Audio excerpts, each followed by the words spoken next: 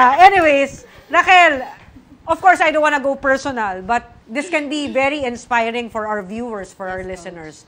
You have a health condition, no? Your sugar is kind of high, but amidst the fact na meron kang health condition, JGC is very supportive, no, of the situation.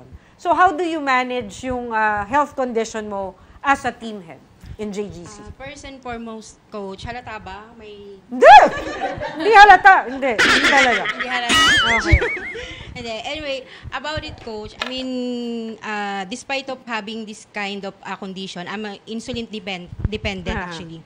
So, I still have, parang ito, Coach, to inspire na rin others. Medyo ilapit lang po natin. Apo, yes. To inspire na rin others, Coach. Kasi having this kind of condition, parang sa iba, parang, nag-insulin ka na, so parang, ano na ba? Parang for me kasi, Coach, actually, it's a challenge and also parang blessing na rin for me. Kasi kung wala yung sitwasyon ngayon or yung condition ngayon, I don't think so na ipupush through ko yung self ko or yung sarili ko into more growth. Parang siguro mag-stop na lang ako or whatsoever.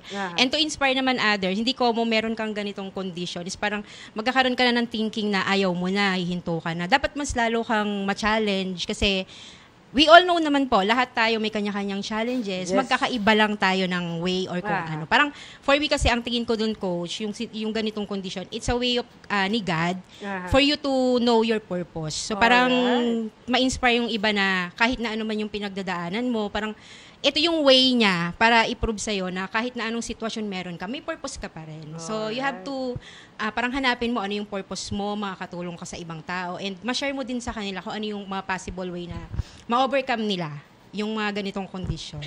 And to add more, Coach, syempre, thankful kasi I was able to provide medication for myself through the help of company of JGC.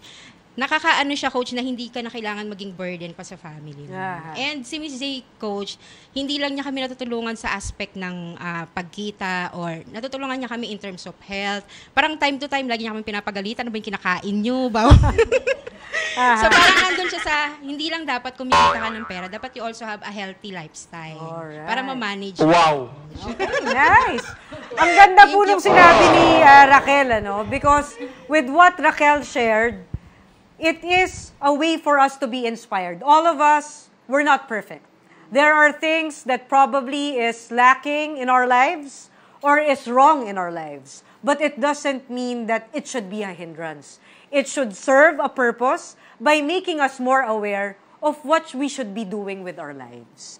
Pero ang pinakamagandang sinabi ni Miss Raquel doon is yun nga, about the leadership of Miss J, which is a leader should not just stop by empowering her or his employees in terms of professional competence.